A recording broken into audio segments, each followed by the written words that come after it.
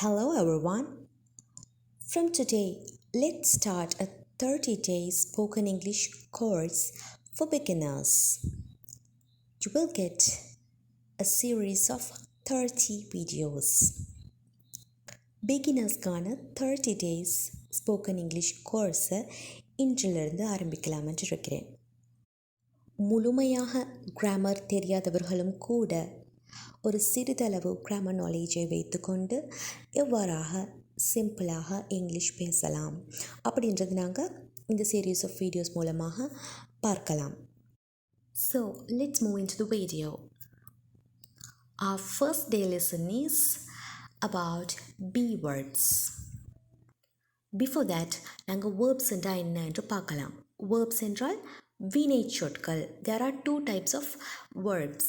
ஒன்று தான் action verbs, மற்றது stative verbs.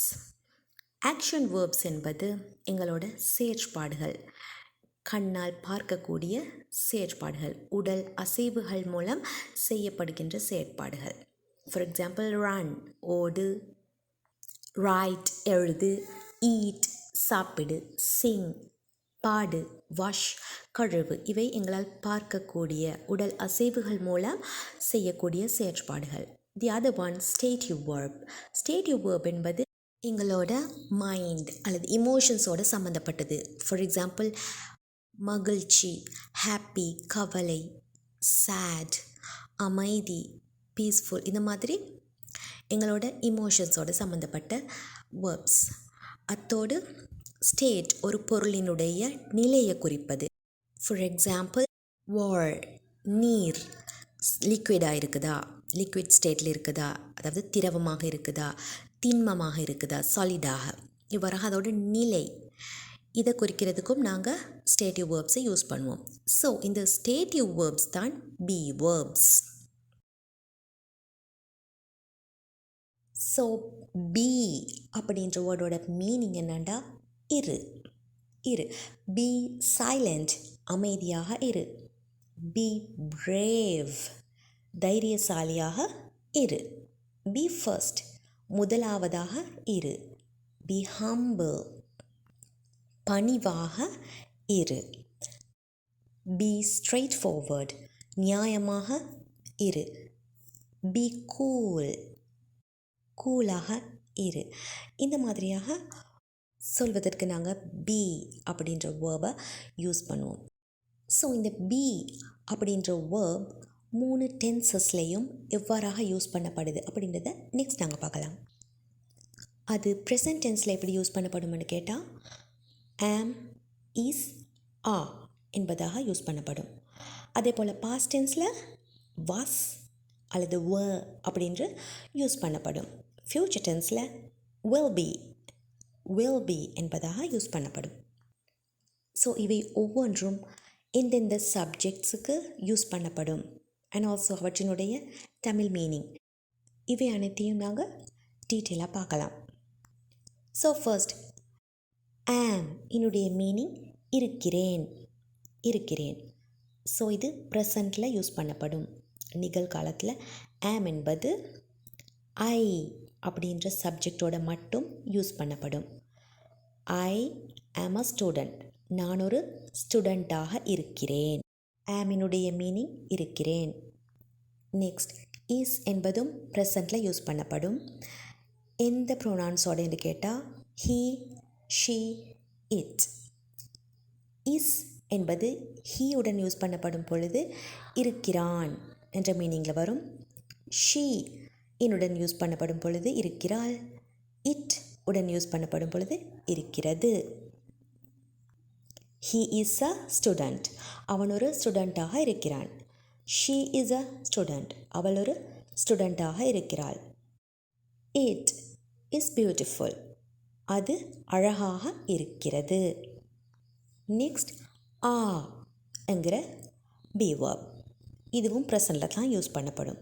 ஓகே, ஆ என்பது யூஸ் பண்ணப்படுவது தே, யூ, வி. தே என்பது அவர்கள், யூ என்பது நீ, நீங்கள், வி என்பது நாங்கள். இவை மூன்றுடனும் நாங்கள் ஆ அப்படின்ற பி வேர்பை யூஸ் பண்ணுவோம். ஸோ தே ஆர் என்று வரும் பொழுது இருக்கின்றனர். Okay, plural. யூ ஆர் என்னும் பொழுது இருக்கிறாய் அல்லது இருக்கிறீர்கள். சிங்குலர், ப்ளூரல் இரண்டிலும் வரும். வி ஆர் என்னும் பொழுது இருக்கிறோம். ஓகே, நாங்கள் இவ்வாறாக இருக்கிறோம் என்ற மீனிங்கில் வரும். தே ஆர் ஸ்டூடெண்ட்ஸ் அவர்கள் மாணவர்களாக இருக்கிறார்கள்.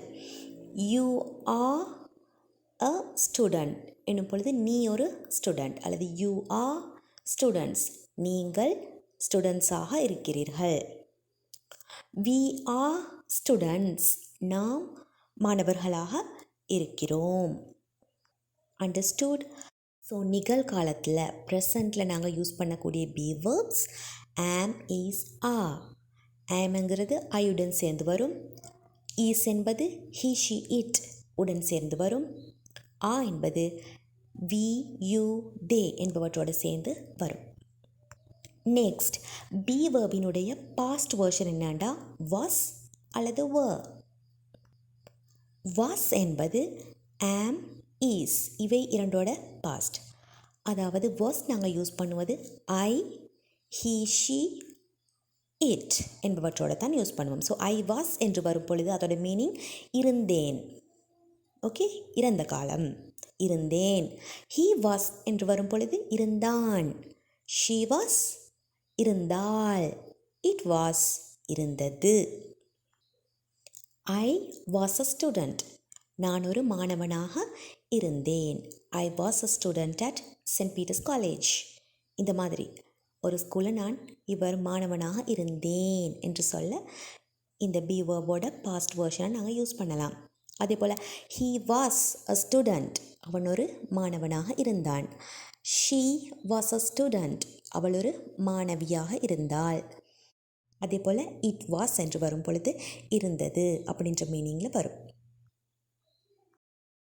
நெக்ஸ்ட் நாங்கள் பார்க்க போகிறது வ என்பதும் பி வேர்புடைய பாஸ்ட் வேர்ஷன் ஒன்று தான்.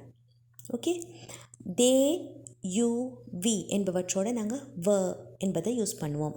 தே வ என்று வரும் பொழுது இருந்தனர். ஓகே, யூ வ என்று வரும் பொழுது இருந்தாய். வி வ இருந்தோம். ஓகே, தே வ ஸ்டூடெண்ட்ஸ் அவர்கள் மாணவர்களாக இருந்தனர். யூ வ ஸ்டூடெண்ட்ஸ் நீங்கள் மாணவர்களாக இருந்தீர்கள் அல்லது யூ வர் அ ஸ்டூடெண்ட் நீ ஒரு மாணவனாக இருந்தாய். ஓகே, வி வர் ஸ்டூடெண்ட்ஸ் நாங்கள் மாணவர்களாக இருந்தோம். Okay, now let's see what is the future form of the be verb. be verb-இனுடைய future form எப்படி வரும்டா will be இருக்கும். will be எல்லா விதமான ப்ரோனவுன்ஸ் இருக்கும். அதாவது எந்த சப்ஜெக்ட் வந்தாலும் ஃப்யூச்சர் டென்ஸில் பி வேர்ப் எப்படி வரும்னா வில் பி என்பதாக வரும். ஐ will B, he will be, she will be எல்லாவற்றுக்கும் வில் பி என்று வரும். இருக்கும். ஐ வில் பி அ ஸ்டூடெண்ட் நான் ஒரு மாணவனாக இருப்பேன். He will be a student, she'll be a student. Will, I will, she will அப்படின்றத நாங்கள் கண்ட்ராக்ட் பண்ணி ஐல், ஹில், ஷீல், இல் அப்படின்னு பேசலாம். ஓகே, நெக்ஸ்ட் நாங்கள் இந்த பி வேர்ப்ஸை யூஸ் பண்ணி சென்டென்சஸை எந்த மாதிரியான சிச்சுவேஷன்ஸில் உருவாக்கலாம் அப்படின்றத ஒன் பை ஒன் பார்க்கலாம். ஃபர்ஸ்ட் எப்படின்னா ஒருவருடைய கேரக்டரிஸ்டிக்ஸை சொல்வதற்காக நாங்கள் பி வேர்ப்ஸை யூஸ் பண்ணி சென்டென்ஸ் உருவாக்கலாம். For example, he is brilliant அவர் ரொம்ப புத்தி கூர்மை உள்ளவராக இருக்கிறார். தே ஆர் கைண்ட் அவர்கள் அன்புடையவர்களாக இருக்கிறார்கள். யூ ஆர் லேசி நீ சோம்பேறியாக இருக்கிறாய். இட் ஈஸ் டைனி அது மிக சிறியதாக இருக்கிறது. த ஸ்டூடெண்ட்ஸ் வர் என்தூசியாஸ்டிக் மாணவர்கள் மிகவும் உற்சாகமுடையவர்களாக இருந்தனர். வ என்று வரும் பொழுது பாஸ்ட் இருந்தனர். இதே மாதிரியான கேரக்டரிஸ்டிக்ஸை ரிசெம்பிள் பண்ணக்கூடிய சென்டென்சஸை உங்களால் உருவாக்கலாம். So try to make at least 20-25 sentences. The second place where we gonna use the be verbs is to talk about emotions. எங்களோட எமோஷன்ஸ் மைண்ட் செட்டை பற்றியான சென்டென்சஸை பில்ட் பண்ணுறதுக்காக நாங்கள் பி வேர்ப்ஸ் யூஸ் பண்ணுவோம். For example, we are happy, நாங்கள் மகிழ்ச்சியாக இருக்கிறோம். ஐ ஆம் அன்கம்ஃபர்டபுள், நான் சங்கடமாக இருக்கிறேன். ஷீ இஸ் சேட், அவள் கவலையாக இருக்கிறாள். யூ ஆர் ஃப்ரீ, நீ சுதந்திரமாக இருக்கிறாய். தே ஆர் சேட், அவர்கள் கவலையாக இருக்கிறார்கள். ஓகே, தேர்ட் விஷயம் என்னண்டா, ஹூ ஆர் யூ, நீ யார் அப்படின்ற கொஷனுக்கான ஆன்சர். ஹூ ஆர் யூ அப்படின்னு கேட்டால், ஐ ஆம் மீரா, நான் மீரா. ஐ ஆம் அ ஸ்டூடெண்ட், நான் ஒரு மாணவனாக இருக்கிறேன். ஓகே, அதே போல் யூ அப்படின்ற விஷயம் மட்டுமல்ல. ஹூ இஸ் ஹீ, அவன் யார். ஹூ இஸ் ஷீ, அவள் யார். ஹூ ஆர் தே, அவர்கள் யார். ஓகே, இவ்வாறாக கேட்கும் பொழுதும் எங்களுக்கு அடுத்தவர்களை பற்றியும் பி வேர்ப்ஸை யூஸ் பண்ணி சென்டென்சஸை உருவாக்கி சொல்லலாம். ஹீ இஸ் மை பிரதர், அவர் என்னோட பிரதர், அவர் என்னோட பிரதராக இருக்கிறார். She was my classmate. Was இது பாஸ்ட், ஸோ அவள் என்னோட கிளாஸ்மேட்டாக இருந்தாள். தே ஆர் மீராஸ் கெஸ்ட்ஸ், அவர்கள் மீராவோட விருந்தினர்களாக இருக்கிறார்கள். அண்டர்ஸ்டுட்? நான்காவது விஷயம், what's are you. What's are you அப்படின்னு கேட்குறது நீ என்னவாக இருக்கிறாய். இட் மீன்ஸ் த ப்ரொஃபஷன், ஒருவருடைய தொழில் பற்றி கேட்பதற்கு வாட் ஆர் யூ என்று நாங்கள் யூஸ் பண்ணுவோம். அல்லது வாட் இஸ் ஹீ, அவன் என்னவாக இருக்கிறான். வாட் இஸ் யுவர் ஃபாதர், உங்களோட தந்தை என்னவாக இருக்கிறார். இந்த மாதிரி கேட்கும் பொழுது நாங்கள் ஆன்சர் எப்படி பண்ணணும்டா, ஐ ஆம் அ டீச்சர், நான் ஒரு ஆசிரியராக இருக்கிறேன். ஹீ இஸ் அன் என்ஜினியர், அவன் ஒரு என்ஜினியராக இருக்கிறான். My father was a businessman, என்னோட தந்தை ஒரு பிஸ்னஸ்மேனாக இருந்தார். Rosie will be a doctor, so Rosie இப்போது மெடிசின் படித்து கொண்டிருக்கிறார் என்று வைத்துக்கொள்வோம். So Rosie will be a doctor, ரோசி ஒரு டாக்டராக இருப்பாள். ஓகே, இவ்வாறாக ஒருவருடைய தொழிலை பற்றி கூறுவதற்கு நாங்கள் பி வேர்ப்ஸ் யூஸ் பண்ணி சென்டென்சஸை உருவாக்கி கொள்ளலாம். நெக்ஸ்ட் ஃபிஃப்த் ஒன் என்னண்டா, where are you அல்லது where is he, where is she. இந்த மாதிரியான கொஸ்டினுக்கான ஆன்சர், ஒருவர் எங்கிருக்கிறார் அப்படின்றது சொல்கிறதற்கு, ஐ ஆம் அட் ஹோம், நான் வீட்டில் இருக்கிறேன். I was at the library, நான் லைப்ரரியில் இருந்தேன். That is past. I will be at the mall, நான் மாலில் இருப்பேன். Okay, I am at home, I was at the library, I will be at the mall. இதே மாதிரியாக உங்களால் ஈஸியாக சென்டென்சஸை உருவாக்கி கொள்ளலாம். isn't it? Next, he is at school, அவன் ஸ்கூலில் இருக்கிறான். they are at the railway station, அவர்கள் ரயில்வே ஸ்டேஷனில் இருக்கிறார்கள். ஸோ பர்சன்ஸ்க்கு மட்டுமல்ல, மற்றைய விடயங்களுக்காகவும் நாங்கள் இந்த மாதிரி பி வேர்ப்ஸை யூஸ் பண்ணி அவற்றினுடைய இருப்பிடத்தை சொல்லலாம். See this example. The shop is near the bus stop. The shop is near the bus stop. அந்த ஷாப் பஸ் ஸ்டாப்புக்கு அருகில் இருக்கிறது. My house is in front of the school. என்னோட வீடு ஸ்கூலுக்கு முன்னால் இருக்கிறது. ஸோ இவ்வாறாகவும் நாங்கள் பி வேர்ப்ஸை யூஸ் பண்ணி ஒரு விடயத்தோட அது இருக்கிற இடத்தை பற்றி சொல்லலாம். Finally, we can use be verbs to say about something. We can describe something. ஒன்றை பற்றி டிஸ்கிரைப் பண்ணுவதற்காக நாங்கள் பி வேர்ப்ஸை யூஸ் பண்ணலாம். For example, the dress is gorgeous. அந்த ஆடை மிகவும் அழகாக இருக்கிறது. The dress is gorgeous.